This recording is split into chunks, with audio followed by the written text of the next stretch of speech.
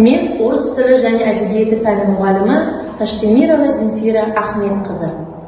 Фариза Омарсынова, туған жер.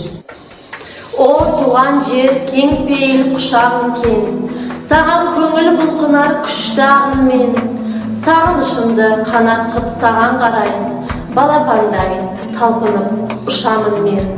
Алақаны анамның топырағын, сендік махаббатымның оты жалын. Сені қалай сүйудің керектігін мен ешқандай кітаптан оқымадым. Сенде таста қадірлі аспан далау, сенде жанды тербетер дастан барау.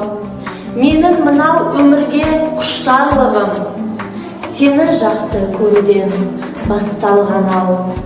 Кешірмесең жат қылықпен жаныңды жараласам, бар сырымды бүкпесіз саған ашам. Мен ел кезіп кетермін отансыздай, үмітіңді ақтауға жарамасам.